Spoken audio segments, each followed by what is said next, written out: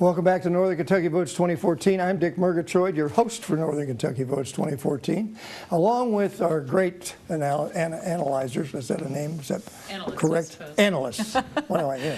What do I know? That's what it's Anyway, J.T. Smith and Kim Mosier, who are providing our analysis for us this evening. And in this hour, we've been trying to take a look at some of the key races, looking at senatorial, congressional races, national races, state races. Talk a little bit about the judges' race. Now we're going to talk about some of the local races. We're going to talk about some of the city races that are really very important to a lot of folks here in our cities, and then we'll talk a little bit about some of the county races. And JT, you're our expert. Let's begin with the Covington Commission race. Well, we're going to concentrate on the races that are the most high profile and most competitive. And here, the city of Covington, after the primary, we had 8 for 4. So there are going to be 4 seats available. And there are all 4 of the incumbents are running for re-election, and there are 4 challengers. In this case, I think the favorites have to be associated with name recognition and money raised. And in that case, I think that of the incumbents, Eierleman and Frank have the best chance of being re-elected. Among the challengers, the 3 candidates that have the best chance of being elected are Huizenga, Wells, and Allen, based simply upon the amount of money that they've raised and their name recognition in the community. Ironically enough, I didn't think Christy Blair would make it through the primary, and she did, coming in as the 8th candidate. So anything can happen at this level of government. A few dozen votes in one community can really make a difference. And so the top 4 vote getters will be elected this year. Out of the challengers, JT, any of those have previous experience as far as None served government? an elected office that I know of. Alan ran for council or commission 8 years ago and did fairly well. And then he hasn't been involved much in the city at all since then. Wells, on the other hand, has been very involved with the Covington Neighborhood Collaborative and South Covington Neighborhood Association. So over the last 7 years, he's probably been the most active in the community of the 4 challengers.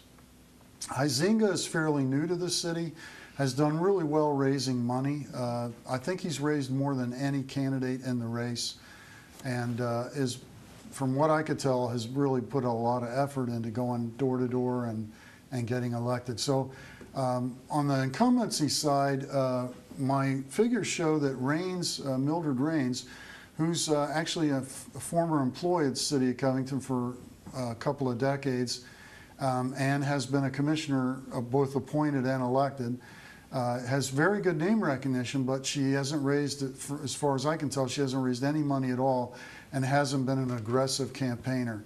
Michelle Williams, on the other hand, has raised a couple of grand. She's not been that aggressive in the rest of the city, but in the northern part of the city, she has some good name recognition. She was a surprise victor in the last Covington Commission race. I was really surprised at how well she did in the election. After that election, some information came out about her personal life, which was not very complimentary, and I think that might have hurt her in this re-election bid. We'll have to wait and see. Eierleman is running for re-election. He's very well known, particularly in the northern part of the city. He's very active in the business community. He's been a strong advocate for historic preservation for over 3 decades. Very active in the community for a long period of time. Very well liked, I think, in general. Steve Frank is a very high-profile individual, very outspoken. Has made himself very well heard in the community, at least in the press and on the internet. He also has a substantial amount of money relative to the other candidates and has good name recognition and exposure in the community. So I fully expect Eierleman and Frank to be re-elected. And I think Williams and Raines are the candidates that are the most challenged to be re-elected. And of the challengers, I think the 3 candidates that have the best chance are Huizenga, Wells, and Allen in that order. So it'll be really interesting to see if the correlation between the money and name recognition and work in the city, if that correlates to being elected or not. Let's take a look at some of the other races that are, we've got some mayoral races. We know this one is lot of publicity as Yeah, flowed.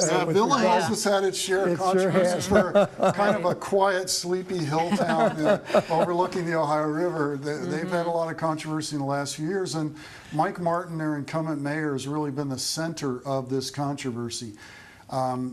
He's managed to come through Yes, it pretty well. he has. He's done really Surprisingly. well, actually, Right, considering right. the kind of controversy it was and the kind of press it got. Mike Martin should feel pretty good about being mayor now. He decided a little late. He had already, some people had already declared for mayor before he decided to publicly state that he wanted to run for re-election.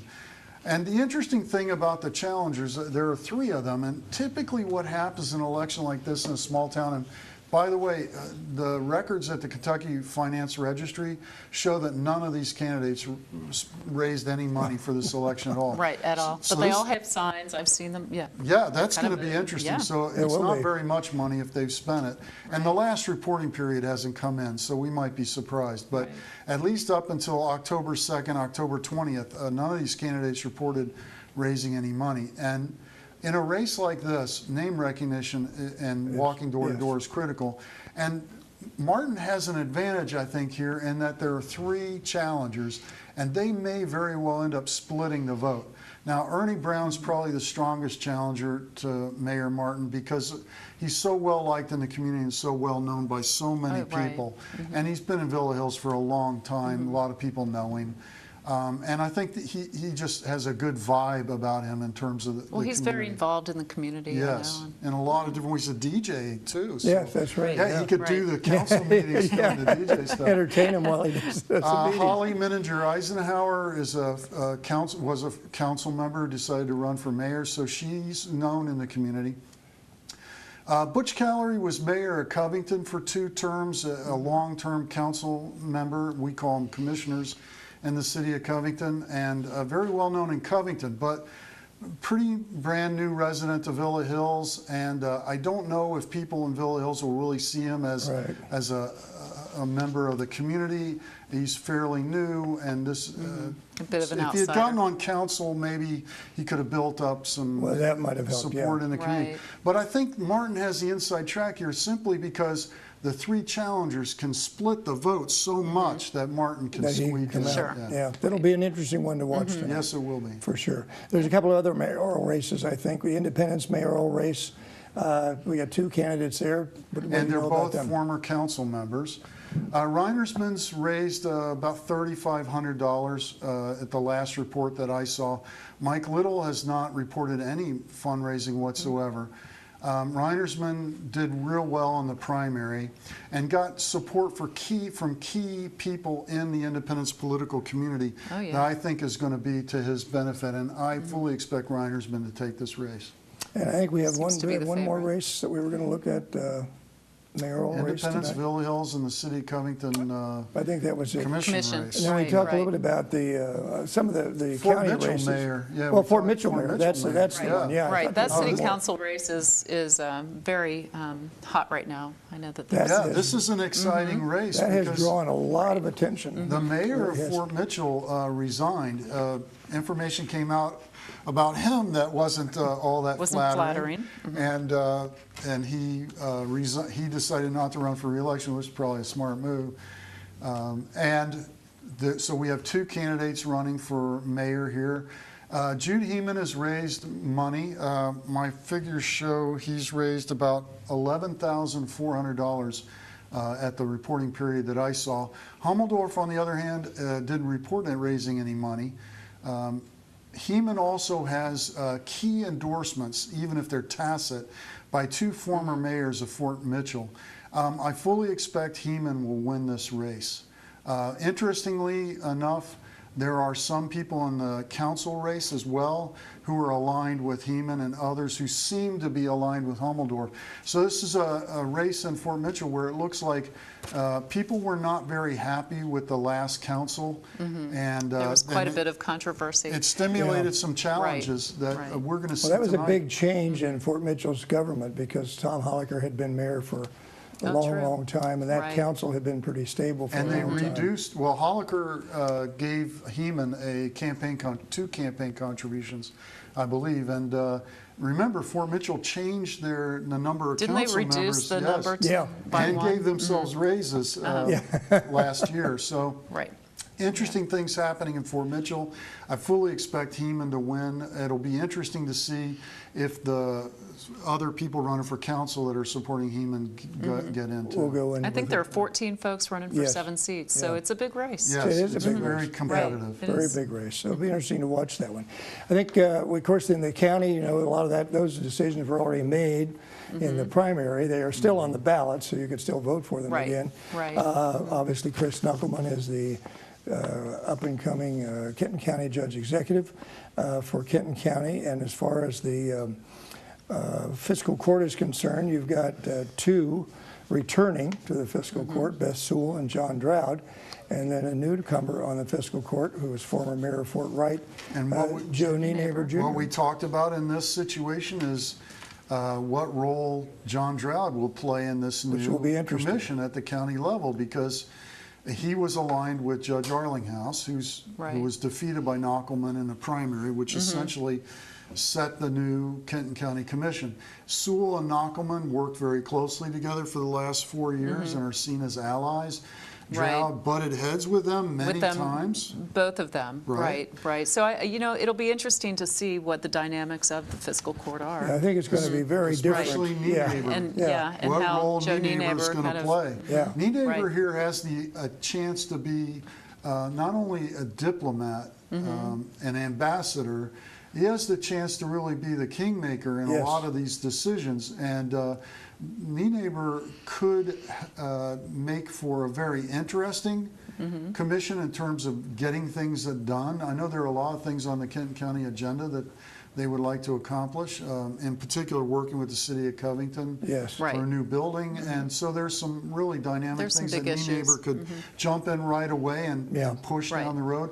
Or we could see this kind of controversial headbutting again. And so I'm wondering what just going through Joe Nienaber's head right now as he Or prepares Chris to Knockelman, right, too. well, yeah. Knockelman set Yeah. his agenda. You know, he's already acting like the judge executive in a lot of ways. Yes, he Correct, is. he is, Appointing right. people Well, the airport to review the board airport. issue. Yeah, right. Right. So I think they're ready to go. It just depends on whether Joe Nienaber is going to be in See first how the gear when he dynamics hits the play out ground. for him, yeah, for sure. It'll be interesting to see.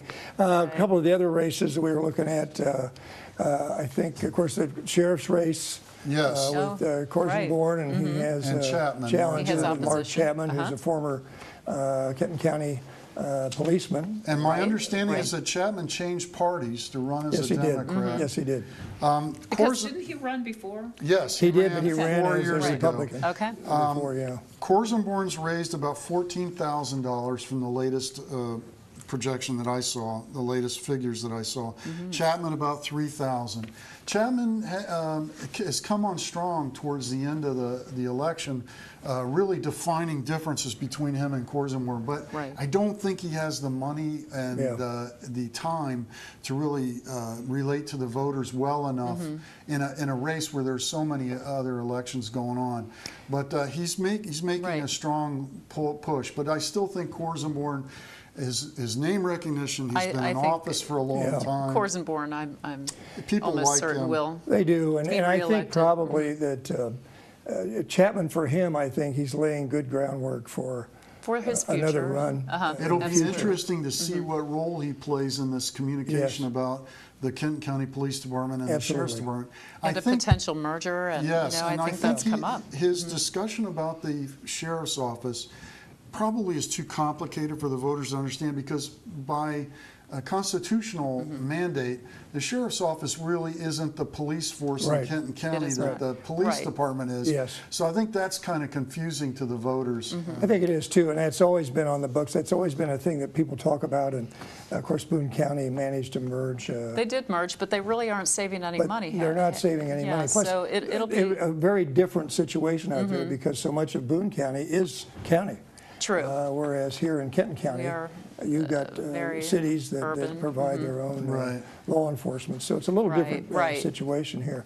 I want to, before Right. we get out of this hour, we've got to talk a little bit about the PVA. Yeah, well, Gabriel Summy, our Well, Kenton yes. County clerk's Yeah. also being. Oh, she does have against opposition. She has some Robinson. opposition, Yes. yeah. Right. And from what I can tell, I think Gabriel Summy's going to win that race Right. fairly easily. He was a very late entry into this race. And I don't think he has much name recognition. No. No. The property valuation minister race is probably one of the most interesting and strangest at this election day.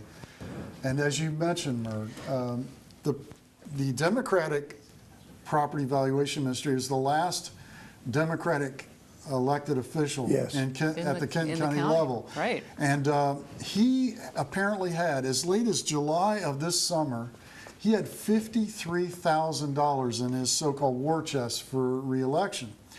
Apparently, he hasn't spent any of it.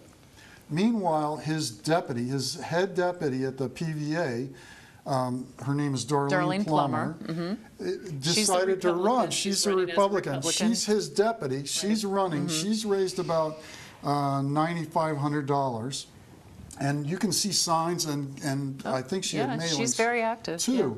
And Vote has been inactive, almost dormant. Very quiet. I think dormant's probably a good way to describe it. Yeah. And in fact, I talked to some fairly active political people in the Democratic Party, and they indicated that Vote actually wouldn't mind Plummer winning. So this is a most bizarre situation. The only Democrat interesting. at the county level doesn't care whether he wins, apparently. Yeah.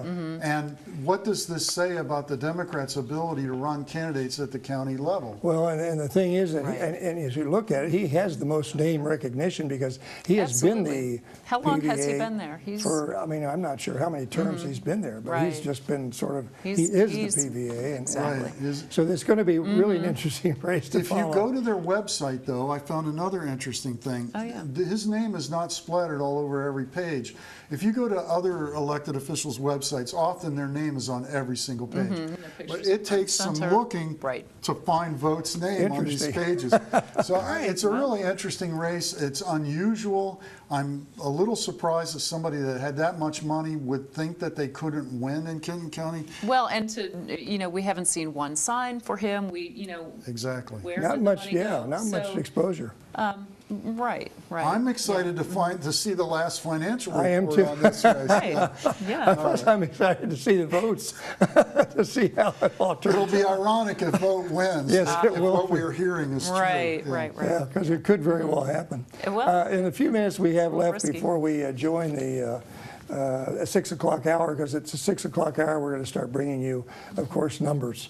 And from that That's the point on, it's going to excitement. be fast-paced, and in between, we'll kind of try to analyze as we see those numbers come through. And we're going to have the ability to analyze some of the precincts, key precincts that we picked out throughout Kenton County, looking at those, at how their vote did in regard to the races. So it should be pretty interesting. But I guess the turnout, have you heard anything at all as far as turnout is concerned? well, the only thing that I heard today was a projected turnout of 60% out What? of Louisville. Wow. And this was regarding the Senate race. I was shocked. I can't, for the life of me, believe that this would actually happen. I did hear 30% was the projected turnout rate for the state just a few days ago. That's right. But today, I know I heard it. So I think we'll be lucky if we kinda get doubt it. 20%. Well, the primary, we were in the teens, Yeah, so exactly. Teams, yeah. So it'll be interesting to see, and I think the other thing, as we talked about earlier tonight, how many people really do vote the entire ballot, or the ones that pick and choose the particular things they're interested in. I think in the city races, they're Right. going to be out in numbers just because they're interested in their city commissions and city councils. I don't know how if they've been paying attention. yeah. And But if they're competitive. Yeah. Right. A lot of And these you've got, races are not well, no, I competitive. mean, most of the city councils are all, you got just enough people to fill the seats. You may have Right. one or two challenges. Yeah, but, so Well- that part I think will be interesting. And then the judges, like I said, I'm interested just to see how much drop off there may be just because people don't know they kind of blur when they get to that. Well, and at the top of the ballot, we have, straight Republican or straight Democratic options. And so if folks fill that out, will they even look at the rest of the ballot? You know? So typically, we'll you do have drop off between the federal races, state races, and then the local races. Yeah. So in this case, though, you said that the judges' races were on the front of the ballot, so I don't know. So maybe they may draw more attention because of that. And they spent a lot of money on these races. And they did. So. They did. I'm sure they're a lot looking of for effort to get their names out. So as you said, we have a lot of we have several of the precincts covered tonight, and as the numbers come in, we'll be able to get a chance to see how this is working out. So it should be interesting to see for sure. Right. Well, we're going to be back, and when we come back, of course, we're going to be bringing you the numbers. So as we bring you the fastest, most comprehensive Northern Kentucky election night results, first right here on Northern Kentucky Votes 2014. And of course, it's produced by the Telecommunications Board of Northern Kentucky. So stay with us. We will be back, and when we come back, we'll start looking at numbers for this election cycle. So don't go away. Thank you.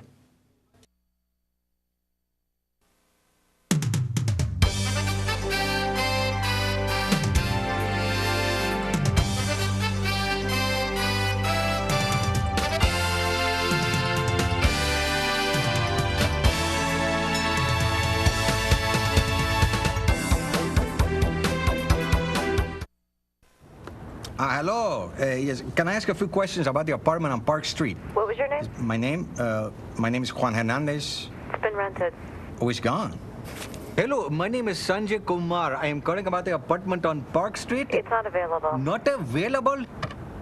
Hello, my name is Tyrone Washington. I'm calling about the apartment on Park Street. Just been rented. Hello, I am Chen Ling. My name is Khalid bin Ali. I'm Tuan Vo. Hello, my name is Moshe Goldberg. I use a wheelchair. It's gone. Not available. All right. Thank you. Yes, hello, my name is Graham Wellington. I'm calling about the apartment for rent on Park Street. Is that still available? Yes, it is. Oh, it is? Yes. Really? Housing discrimination is illegal. If you think you've been a victim because of your race, color, national origin, sex, religion, disability, or family status, call us. Fair housing. It's not an option. It's the law.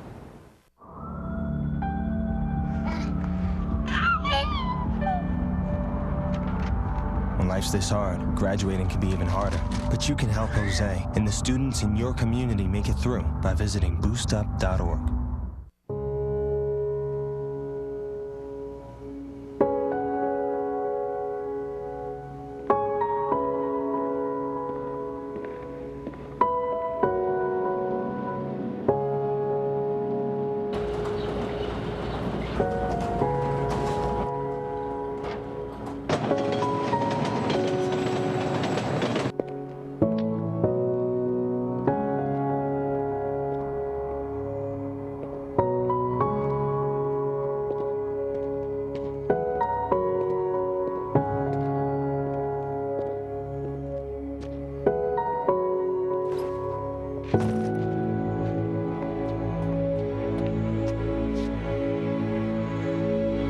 Welcome home, man.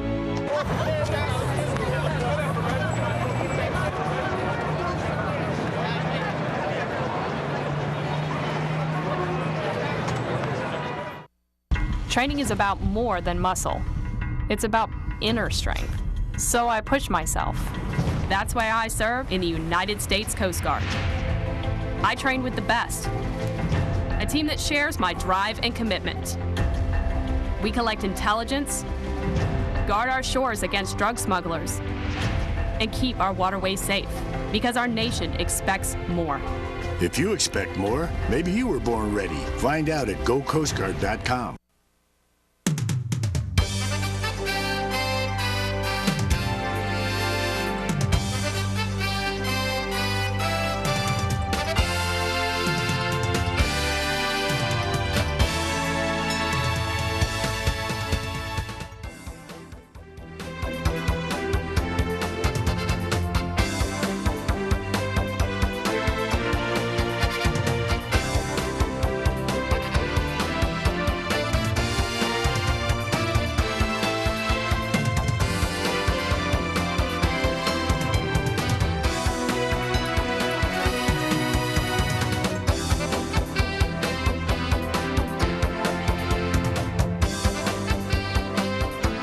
And welcome back to TBNK Studios. I'm Dick Murgatroyd, your host for Northern Kentucky Votes 2014.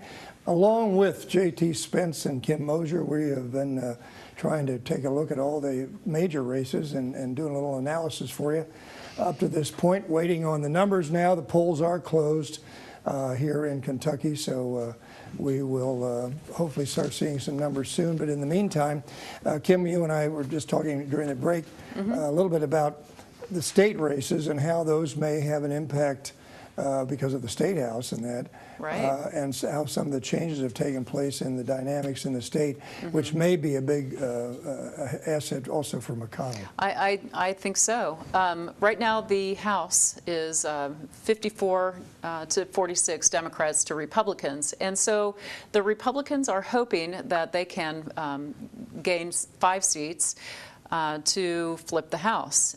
It's been a big push with the Republicans this year. They've been working very hard to make this happen. With redistricting this year, we have seen a lot of seats kind of open up and get reconfigured a little bit, you know, pitting some Republicans against, you know, their fellow House members. And so we're seeing a little bit of that. In the West now, we talked a little bit about Northern Kentucky, you know, that our House members really don't have a lot of opposition. But in the West, we are seeing some really hotly contested seats, and we've got some open seats there, as well as, you know, these contested seats, you know, with some incumbents. I think that because the West has really converted a bit from Democrat to Republican control, that could very well benefit Senator McConnell in his race, but also these House members who are running in the West. So I wouldn't be surprised to see a few pickups in the West. So we're talking about McConnell coattails. Oh, well, yeah. Oh, yeah. So. Yeah. Well, you know, and I think probably he has worked very hard in the southern part of the state, probably more than we've seen him up here. He's been here and been in and out often, but I think he's spent a lot of time in those areas. And he's where the doing potential was there to help those candidates that are running at the state level and also help him. Well, exactly, right. And I do think that he's doing well in the West. He's doing well in, he says the smaller the town, the better he does. So he does not expect to pick up Jefferson County or Fayette County necessarily this election. He's hoping that Northern Kentucky comes out very strongly for him.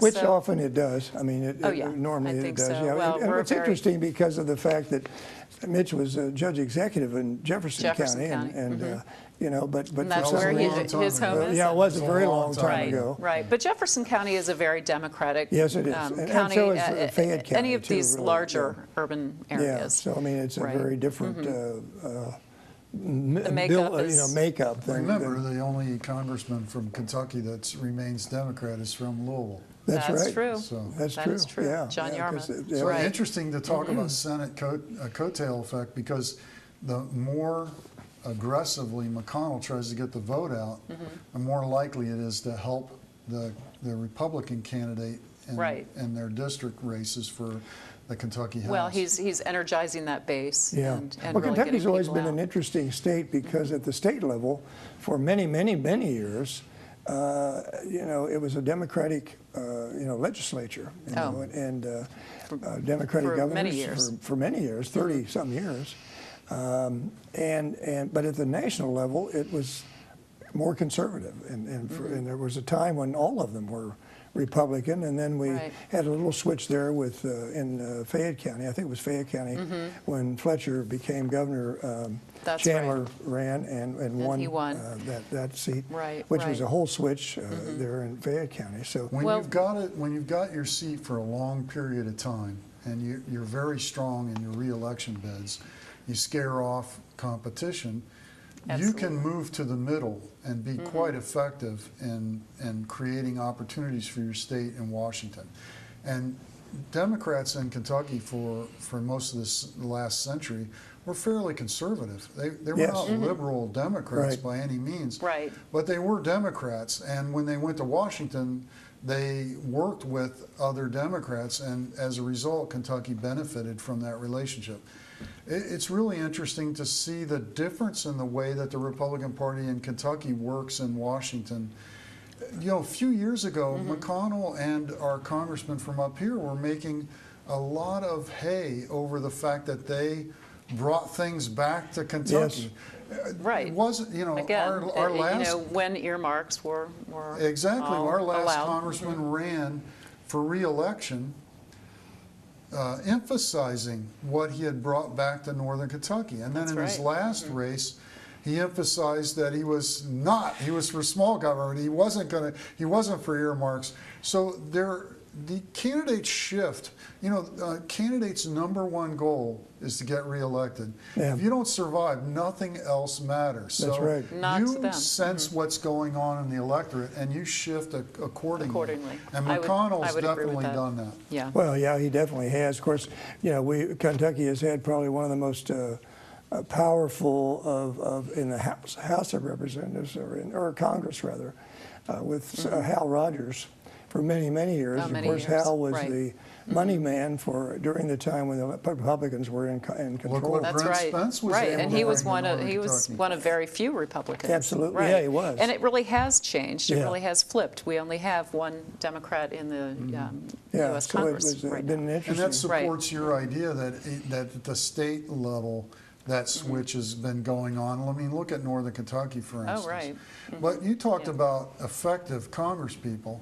Brent Spence, before Hal Rogers, was very effective. Absolutely. We have the airport in Northern Kentucky because of him. That's We right. had the Brent Spence Bridge and the Interstate Highway coming through here because of him.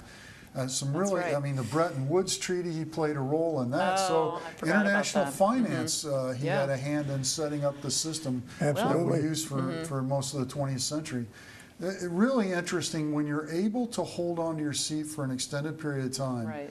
Power seems to come to you. Yes. And then you're more effective in Washington. And I think Well, that's I the wonder, though- positive McConnell took in this campaign. Well, exactly. Right. Yeah, and hopefully listening to your constituents, and you know, and so hopefully that's why this shift has occurred.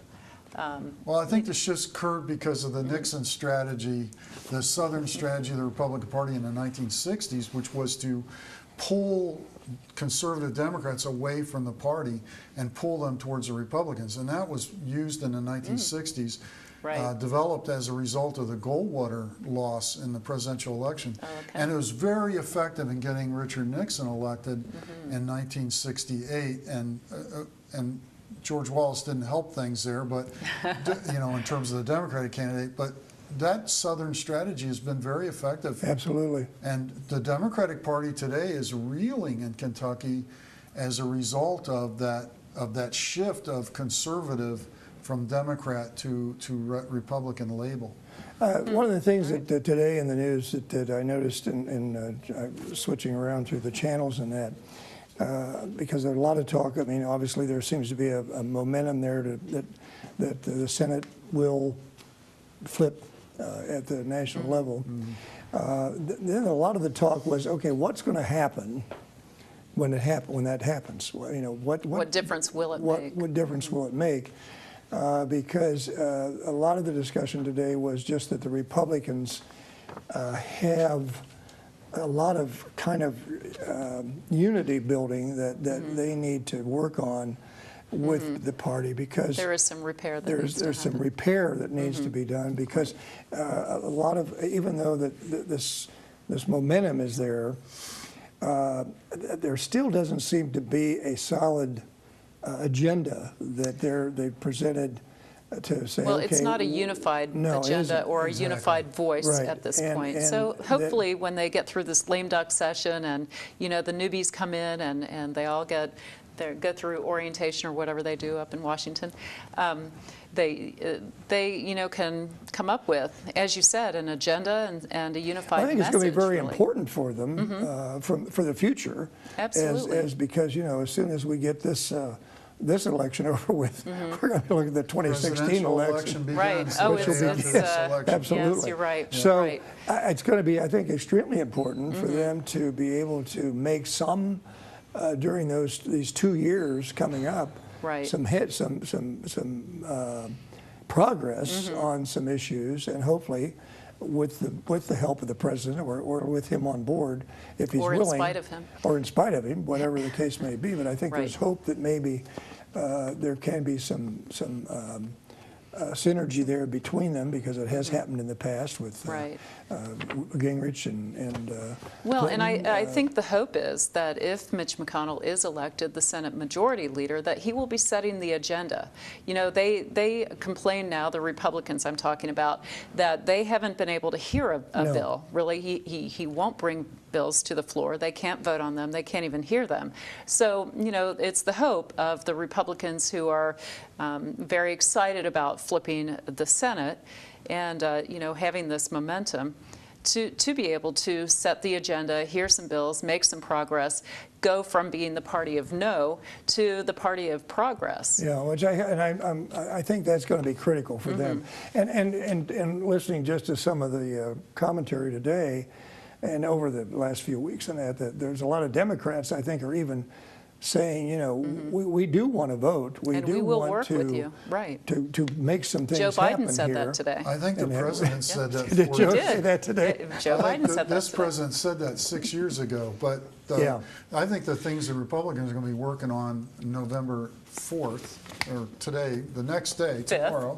Thank you, 5th, tomorrow, is getting ready for the presidential election. Yeah. And Oh, so they absolutely. need to be seen as being progressive, getting things done, because they're laying the pathwork for whoever it is going to run for president. And we don't have a presidential candidate, or the Republicans don't at this point, and the Democrats Well, they don't really have a favorite. not. Yeah. So we'll see how that shakes Well, out. that's going That'll to be interesting too. Right, You know, to right. see what comes out of that, and Right. so I think there's a lot to look at in the dynamics of what's going to happen in these. Yeah, this race really does affect what happens down the road, Absolutely. and this would be a game changer for both the Democratic and the Absolutely. Republican parties. You know, regardless of who wins, the Republicans obviously will benefit if Mitch McConnell wins, as will the Democrats if Allison Grimes is If able to Grimes pull wins, this off. she's going to have That's 5 huge. years to go around the state. That's huge. Yeah. Organizing, helping to organize the state. You know, McConnell's very effective at the national level because he raises a lot of money, gives a lot of money to other candidates in other states. That's how he keeps his principal position Yes. as a Allegiances. minority leader. Well, and I think that it's just going to be a whole new dynamic. I think that we're not, because there's a lot, and you know, I think even at the state level, there were a lot of people when I was there even, and we were an all Democratic legislature, but really still, there were a lot of opportunities where we worked together. You know, right. on moving legislation forward. I think that Representative hopefully. Simpson is a really good example of someone Absolutely. who, I would agree even though with he's that. partisan, he's capable of working with people across the aisle to be effective. And he's been very effective. He sure Right. has. We got some numbers. We Look have at the some Senate numbers. race right now. Should we be surprised? The Piner southern part of the precinct county- was This is southern Kenton County. Southern Kenton County is the Right. first up on the list, Okay. and we're seeing what McConnell with 264 and Allison Grimes at This is just 89. one 89. precinct. One and precinct. so One we precinct can't is say the town of anything, but- Piner. No, but we're not the going to call the numbers are- race yet. Right, the numbers are pretty convincing down here. Right. So that's good news. That's interesting to see. And this is Right. illustrative of how strong the Republican Party is in the southern part of the county. Absolutely. Yeah. Right. I think And you're has right. It been. is very conservative. Yeah, for a long time. So that's good to see. Okay. I don't know if we have any other numbers or not. Do we have any other numbers, Tim, at this point? Okay. All right. Well, that was the exciting. But anyway, we're beginning the Our process. first volunteer Our called in. first and that's volunteer Right. called We have- in. We are. We have great volunteers who are out The there precinct running. furthest away from us reported first. How about that? And you That's a- see, I they think that's a probably win were done for- counting pretty fast. Well, 1 minute they didn't have after that many 6. votes to count, right? Yeah, they don't have too many votes to count, but we Right, appreciate that. In fact, Very I think much. the one thing we want to mention, we've got a lot of people tonight that are going to be working in all Oh, these yeah. precincts and are going to be filling us in with the numbers as fresh as they are right Oh, yeah. out of the precinct. They're out So there working hard. They're so- working hard, and I think that is going to help us a lot. And we talked earlier about the clerk, county clerk Gabe Summey's office has been so tremendously helpful to us in providing the live numbers as they get them, we're going to get them. Right. So there's not going to be much delay once those numbers start In coming fact, she in. was almost too efficient for us in the primary. She Boy, in the overwhelmed primaries, us. we were racing we through were, it. we were having a hard time keeping up. The race was over before we could even talk about it. So. We couldn't convince her to slow down the results. For sure.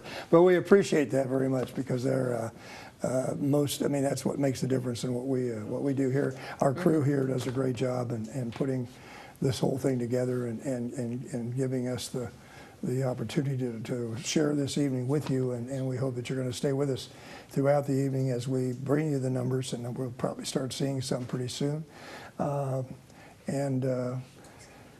Hopefully your candidate will be a winner. When you think about it and all the number of people that ran in these these different races, you got to say, thanks to every single one of them who are willing to put their name on the ballot. And then it's a huge sacrifice. It really it's a tremendous amount of work. And a lot of work. It's difficult to get out there and ask people for their support and especially their money. Absolutely. People. So because with as big as many races as there are, your pot of money tends to dwindle as depending on the races. Obviously, the Senate race is a big one. Right. But I admire anybody that does it. I admire anybody that goes out and the poll workers. And the poll workers. Oh, God bless the poll workers. What a big job. Wow. 12 hours plus, really.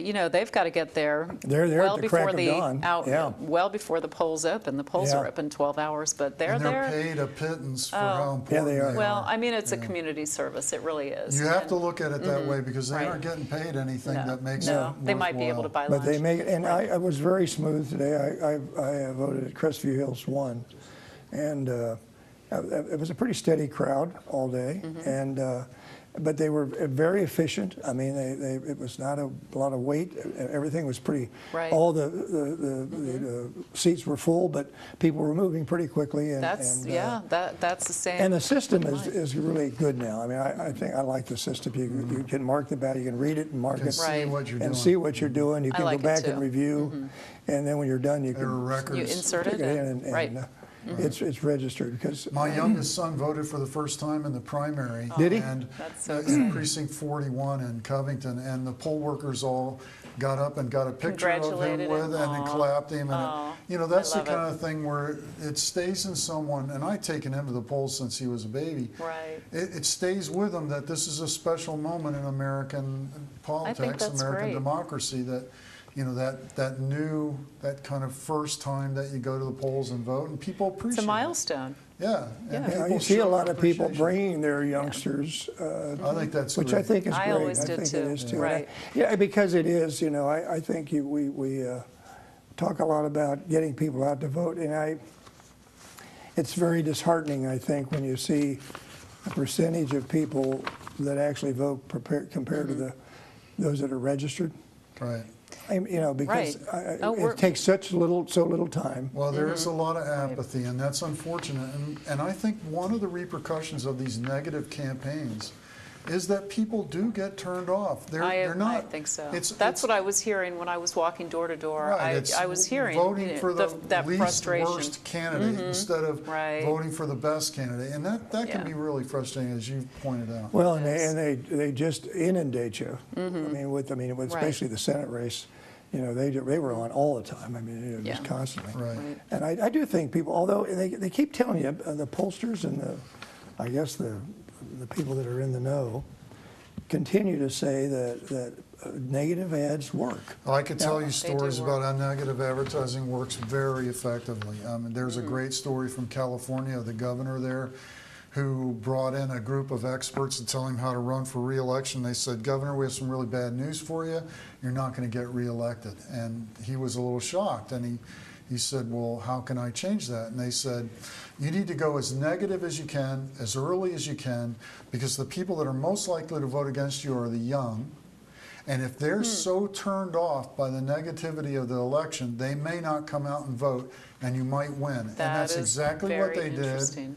And he won re-election. And the pollster who wrote this story, Daniel Yanklevich, wrote a chapter of it in a book explaining how bad he felt afterwards that he had recommended do that. the negative campaigning, because it's Did it set opposite. a precedent for? Well, no, not yeah, necessarily. he didn't set any precedent for negative campaigning. But the point he was trying to make was that he felt bad because as a consultant, he did what was best for the person that was paying his salary, but it wasn't necessarily the best for American democracy. Right. There's a lot of those young people just said, to hell with politics. Right. Right. And that's not what he thinks, you know, looking back at it, he would have rather had it been more positive. Right. Yeah, but I think that for some reason, that seems to be the thing they always say, is that, you know, negatives It always... works if you're consistent. You plug the negative message to something that people already believe. I mean, Alison Grimes and Obama, for instance. You know, McConnell made his whole Can we campaign. show this? Sure, go Since ahead. we're talking about this. This That's is an expensive piece interesting right Well, that little is, oh my flyer. gosh, that is an The expensive piece. hologram. Is Yeah. it? So Oh, this is She made what I think is a tactical bit of- mistake. yeah. When she was asked who to vote for, I mean, the evidence voted indicates for she voted for Obama. So why didn't she just say, you know, I voted for the best candidate, happened to be the Obama, because I didn't like the other candidate, and she could have explain given why. her reasons, Yeah. exactly. And people would have said, right. okay, we understand. we Or may she not could have agree with said- you, but Sure. we understand. Well, or she could have said, you know, listen, I voted for Obama, but I don't necessarily agree with everything Yeah, he's I mean, done. it would have been easy So- to do that. Yeah. Sure, yeah. I'm not exactly sure why she didn't do But that. she needed to protect her Democratic vote, so I think she would have been better served by just saying she voted for President Obama because he was the better candidate. Sure. I just got a Well, note and that... We got another set of numbers? Yeah, I got a note that there are no numbers yet from the clerk's office, so we're still waiting. So we're not Right. visiting here just because we like each Well, we other, kind of which are, we but, do you know, enjoy we each are- other, yeah, and I hope yeah. they do too. It's But, easy to practice for the night of the election because we spend so much time talking That's about right. this Well, we do. already. Yeah. we have fun So, doing it anyway. but on that note, it is interesting that, you know, she's being tied to Obama, and she's really bought into that and fed and fueled this for McConnell Yeah. by bringing in Clinton instead, and, you know, Well, yeah, both, yeah, I mean, both that's- Bill and that's what's Hillary. so I mean, silly. she's really playing this up for them. Yeah. She made it pretty easy. She really did. Yeah. I think if she doesn't win this election, it will be because of one primary problem with her campaign. She did not define McConnell early enough in No. the campaign, and she didn't define him in a way where she could have stayed with Right. it and convinced voters that his time is over. She really never had a consistent message. Exactly. No, throughout she her was on the campaign, defensive from always. the beginning. And McConnell did. I mean, McConnell And he He was chose something consistent. again Yeah. that was already in the minds of the voters. Naturally, Right. she's going to work with Obama. She's a Democrat. I mean, what do you course. expect? Right. But she didn't counter by then defining McConnell in a way that could convince voters that she was a better choice. Right. That is true. I think that she really kind of clung to the fact that he has been there so long. And, you know, a lot of people see that as an advantage. You know, I mean, it takes a Well, long time to get into these yes, it leadership is. positions. That's So, right. you know, that's a risky position to have taken. It is, but I think that's, you know, if you're looking at it from the standpoint of Kentucky in general, I mean, having someone of that seniority, they obviously are going to be in position to be able to drive. Well, I'd like to believe Right. that, but I'm really a skeptic with the way that McConnell has shifted his position. Well, and that could be an over issue. the last 6 years. I'm really curious. Could be an At issue. one point in time, remember in the primary, he was accused of working too closely with the Democrats. Yeah. And then he Well, maybe he just saw that didn't work, and he's trying a new tactic. Yeah, well, could be. that's obviously someone who knows the winds of change and Sure. changes for And it them. takes a while And you know, of Grimes being could there have to do made a that. big deal about that, Yeah. and she didn't. She didn't push him to the extreme. Right, You know, the right. independent voters need to come out, and that's who needs to come out and support the Democratic Yeah. candidate in the state. That's true. And she didn't Well, they did appeal to before. them I mean, they did by in other pushing elections. McConnell in their Right. perception as an extremist. Yeah, he used to be in the middle. He used to make compromise. He used to be Henry Clay, Republican. Now, But now although he's- Henry yeah. Clay wasn't a Republican, but the point is, Yeah. he didn't make the Henry Clay compromise, and now instead he's a radical, and she failed to do that. We talked a little bit earlier, and I just was thinking, today it seemed like there were a number of gaffes, so to speak, that some of these candidates made, which the experts, so to speak, are saying that really could hurt them in the last day. How I don't think much- Grimes' comment about Obama was an ultimate gap. I don't. I think she could have overcome that if she'd had a consistent message where she had pushed McConnell to seem like an extremist. Right. But they keep bringing that up, though. I mean, when they talk about her Well, the race. Republicans are going to do Oh. anything they can to make the Democratic candidate look bad. Well- and the Democratic candidate in this case didn't take the same tactic. Yeah. Well, Just Obama saying is, he's been there a so long time. unpopular in Kentucky. It was an easy, Oh, yeah, kind of you know, position last, to you take. know. So, yeah. He Yeah. really is. I mean, but Right. across the country, I mean, there were several that were pretty heavy contenders on both sides that made Well, I mean, silly, this is a consistent theme that we're seeing through the today. U.S. And of course, the news people jump on those things and embellish them because they're looking for Well, it something makes to news. talk about for 24/7. 24-hour news. Right. Yeah, so Right. they can embellish those and really build them into something. At least we don't have to do that, right? No, we don't have to. And we will not be waiting for the Louisiana or Georgia races to No, be complete. Because so rest assured. we'll grow old Right. waiting for those. We'll be very tired by the time those come And through. so will our audience. But As complicated as Kentucky politics seems, you can only imagine how much more complicated Louisiana politics is. oh yeah. my goodness, yeah. Right. That's a Yeah. whole These different have world been- down there. It's- yeah. Yeah, really it's is. been fun to watch from the outside. Yeah, it so is, it it'll be is. interesting to see how these national races shake out, because it really will change the dynamics, I think, of what we're seeing We're getting happen ready in, for the in presidential Washington. race. That's what we're doing. Right. That's This is just a prelude to the presidential race. Yeah. And we've had It's a a warm-up. senator from Kentucky who's been running for president now for 2 years. And he may deny that all he would- wishes. I think he but would. he's running, and there's just no doubt about it. oh yeah, yeah. I mean, Well, I think- now or possibly 2000 or 2020, I guess, would be the next presidential race that he would consider. So. Yeah. You think 2020? Well, 2016, I don't know. He hasn't clearly I think made a he's decision. right. Do you? He's All right. absolutely running. I We'll think see. he spent more time out of Washington than in Washington. I think that was an interesting partnership that happened early on with Rand Paul and Yes. Senator McConnell. Very Senator interesting. McConnell. Right. It didn't start out warm and fuzzy, but they It helped in the primary. they've- Helped McConnell a lot oh, in the yeah. primary. Yeah. Yeah. I Right. think so. And Oh, I I do guess, too. and Right. basically pulling in the Tea Party. Exactly. Oh, sure. folks, Because, Well- the Trey Grayson race was the key there. I think the Trey Grayson race showed McConnell, when Rand Paul won, that he needed to move right.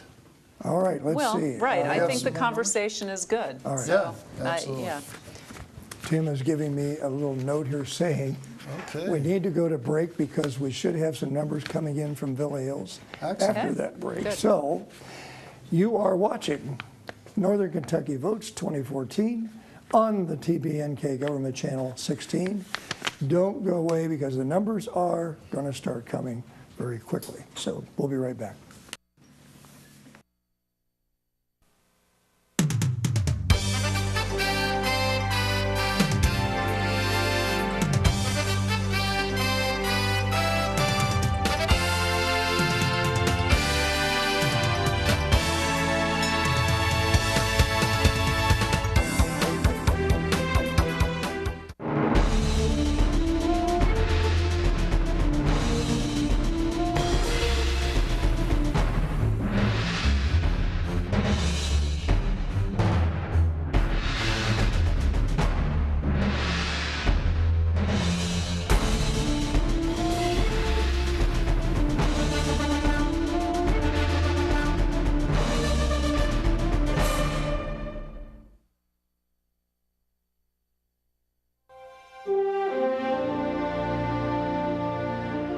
lost my brother Frank in the Battle of Iwo Jima. He served on 4 combat tours in Vietnam, in Iraq, Afghanistan. There's a life that was lost behind that pin. I put it on for my wife, For my husband, my brother, My dad? My son. we wear it because we honor those that we lost. To learn more about the stories behind the Gold Star Pins, visit goldstarpins.org.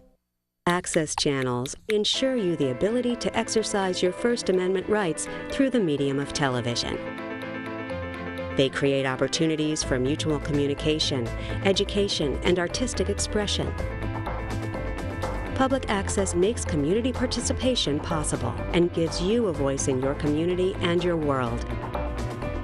Make sure everyone has a voice. Support your local public access channel.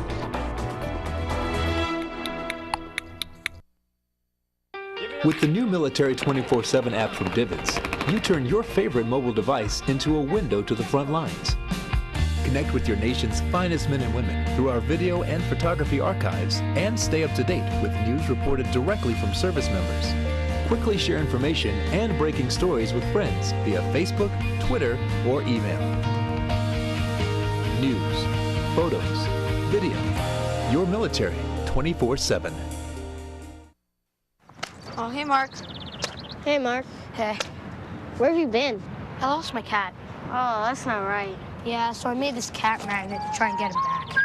Cool. Does it work? Kinda. Nice. Yeah, but that's not my cat. Gotta keep working on it. See ya. Yeah. Anything's possible. Keep thinking. Get started on your own inventions or just play some games at inventnow.org. Training is about more than muscle. It's about inner strength. So I push myself. That's why I serve in the United States Coast Guard. I train with the best. A team that shares my drive and commitment. We collect intelligence, guard our shores against drug smugglers, and keep our waterways safe because our nation expects more. If you expect more, maybe you were born ready. Find out at gocoastguard.com.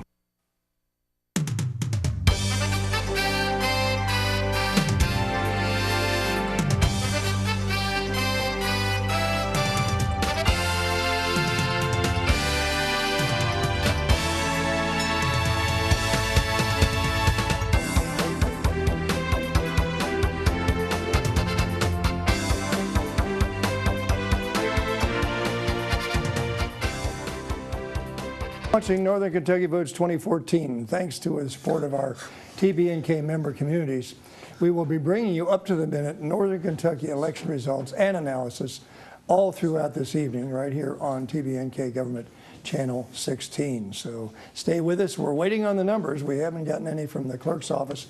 However, we are beginning to get some numbers coming in from our stringers out in the various fields. We're looking here right now, for instance, in the Fort Mitchell race for mayor right now from Fort Mitchell 4, reminding you that this is only one precinct, so this is not the entire city of Fort Mitchell. But Jude Heeman is leading with 314 to Hummeldorf's 255. JT, comments? Well, I'm a little surprised at how many votes Hummeldorf's getting. It'll be interesting to look at the other precincts. But Heeman is ahead. And I don't know, I think, is this the only precinct I think we're looking at? Oh, here we go. Fort Mitchell 5, Heeman with 131, Hummeldorf 100. That was a huge turnout in that last precinct. And in Fort Mitchell 7, it's they're tied. Heeman with 109 and Hummeldorf with 109. Interesting. So that's kind of an interesting set of numbers there, I'm isn't it? surprised it's as close as it I am is. too. I am too. I did not think it would be that close. I thought it would be much a bigger spread than that at this early stage. Of course, these are early numbers. So, and again, remember, these are just 3 of the precincts in Fort Mitchell. So it's not the whole city of Fort Mitchell. And I'm not sure where these precincts are. Are you? I'm not familiar with the location either. Is this accurate? It's out along Dixie Highway. Which is a pretty active area as far as voting is concerned. The first precinct we looked at had a huge turnout. Yeah. Over 1,000 people. Yeah. That was interesting. So, right. Well, this will be an interesting one to watch, much closer than what we had anticipated it would be. And it's still early, you know. Absolutely. Right. And these are coming from the precincts directly, so they're not coming from the office, the clerk's office. So one thing about trying to figure out how these races are going to work out in a small town like that, relatively small town, is that there are no public opinion polling going on. No one's really studying people's perceptions. It'll be news to all of us. Right, and you're really getting a sense of what's happening based on yard signs, money raised, word door that to you door, hear, word on the street, word on the street. And everything told us that Heman was going to win relatively handily. And it looks like he's getting some real competition. He does have some competition. Remember, Heman raised over $11,000. Hummeldorf, zero from the Kentucky Registry of Finance records. Right. So I wonder if it was his ground game. He spent some money because he had some pretty good. He had good large signs. Signage in Fort Mitchell. And so. just remember, the last reporting period for money isn't until after the election. So True. So we may not see those numbers. It was October 2nd, October 20th, and then there's 15 days after the election. So we may find out more then. But an interesting. All right. Well, good work on behalf of our volunteers. It's excellent. We're getting some numbers. Yeah. Is it possible we can go back to that first precinct that came up? We can go back to that Fort Mitchell 4. So if this map is accurate, no, it didn't change. So I think it's not.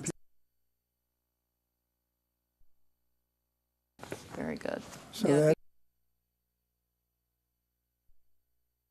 So it'll be interesting just to see how that plays out tonight. 70 or 80 votes in a precinct, and here's 30. So 100 votes in 2 precincts right now, and then they're tied in a third. This is pretty tight, but 100 votes is a significant number. Right. Well, and I'm not sure how many precincts we'll be looking at in Fort Mitchell. I think only 3. I think just 4 or 5 and 7. Final numbers but we'll get from the these final. precincts? I think let's see, I'll ask the staff. Tim, are these final numbers from these precincts? They are. So for these 3 precincts, these are the final numbers that votes from those precincts. So, so very tight race. Yeah, it is. Much tighter than we thought. We're waiting for numbers from the clerk's office. And when we get them, we will go to a live scroll, and you'll be able to see those firsthand. So we are still hanging in there. Yes, we are. We are hanging in there. Yeah, but it'll start coming in. Then when they start coming in, it's going to be so fast. Right. It'll be fast. So it'll be interesting to see these Covington Commission races. Yes. You know, I think that this is. It'll probably be tighter than we expect. There's a certain unpredictability about it. I think one of the reasons is because there are women on the ballot. That and a challenger is a woman. She may pick up a lot of votes that might have gone to the incumbent women, because people say, "Well, I have 4. I can vote for up to 4 people." Although I have these 3 who I really want. Yeah, or 1 or 2. Right. And I want to cast my vote for, say, a woman. And in this case, then. I think that might have been the reason why Christy Blair made it through the primary. At least that's one theory. Because she didn't spend a lot of money on flyers. Hardly anything, she really did. She has a few yard signs this time, but other than that, So it was really primarily a social media campaign. That was my understanding. That's what I saw. And she did come in 8th, so apparently the votes were split pretty widely. So that'll be interesting to see how as that I works recall, out this time. I have a feeling we may have some surprises tonight. I think so. On these races. Well, I'm hoping that we'll learn that fairly quickly. Well, I am too. We'll see. Villa Hills races are coming up. I think we've got some numbers coming in from Villa Hills, so we don't have. Did hear no, that. Stretch, he says. Keep stretching. Oh, okay. So we don't have numbers for Villa Hills. We don't have numbers for Villa Hills. But we're going to have them soon. We do have somebody at the Villa Hills. We do have somebody there for sure. They're beating the bushes for those numbers. Right. All right. Well, so we'll see what happens with that setup, that situation. Right. So we I make all the time, I say, well, I think these candidates have the best chance of winning, but this is like horse racing. You should not bet money on these things. No, and I always go by the jockey colors, so, I'm not sure really how Well, because I think it is, that's the interesting thing, because, you know, you can hear all kinds of conversations, and you go through the election process and that.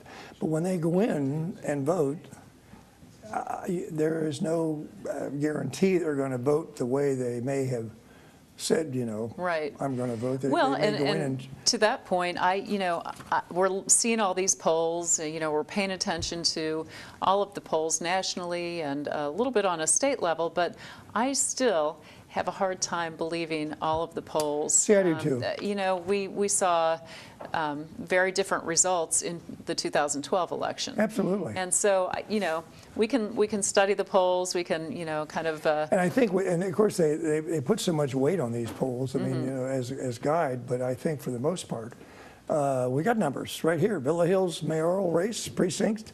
Villa Hills number 2. Martin with 92. Ernie Brown with 169.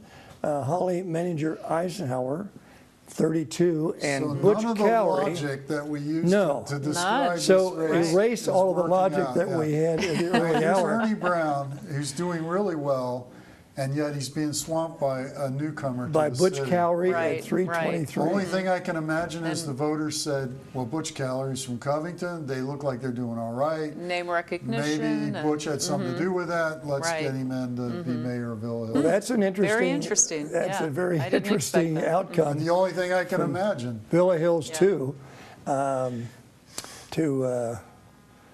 it's far from what we anticipated. Yeah, We did and not- maybe Martin's Did not expect reticence that. Is this about. another precinct? Now here's Villa Hills Look, 3. It's just he's Okay. Martin Cowrie swamping 172, He Ernie really 172. is. He really And is. the And look at Cowrie. fragmentation isn't taking place between the three challengers. No, Not It's especially. taking place between Martin, Brown, and Eisenhower. absolutely. Right. Yeah.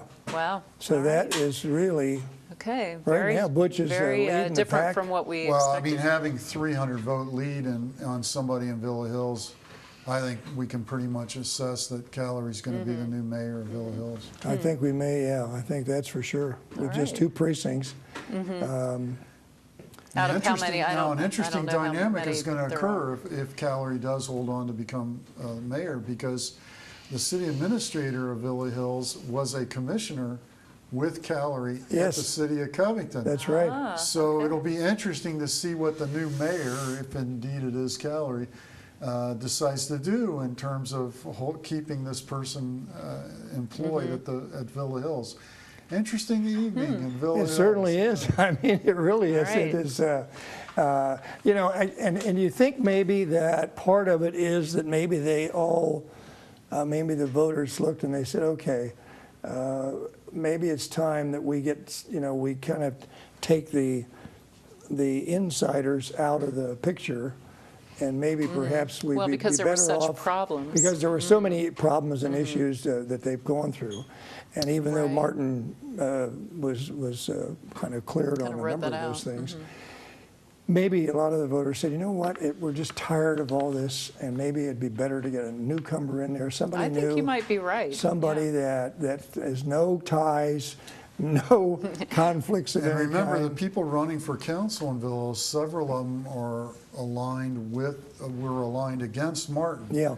So it's going to be interesting to see how long, if Cowrie does get elected mayor in Villa Hills, how long that honeymoon period Yes. lasts. Well, and see Yeah. what kind of infighting, if Yeah. any. Yeah, Maybe because you're, Cowrie I hope adapts not, to but- the Villa Hills way of doing things. Maybe they see Cowrie as an administrator, and we'll see how it well, works. and because most of the people that are running for council, either, well, you've got some incumbents, and others, that I think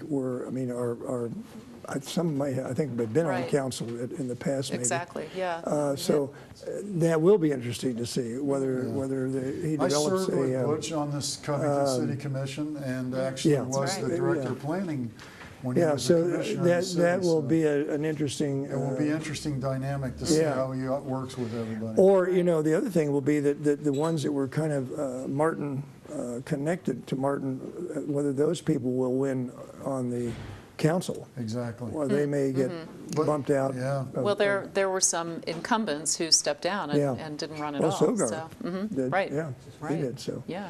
We had some new numbers, Villa Hills 4, Mike Martin 166. Pressure. Oh, Cowrie is the winner.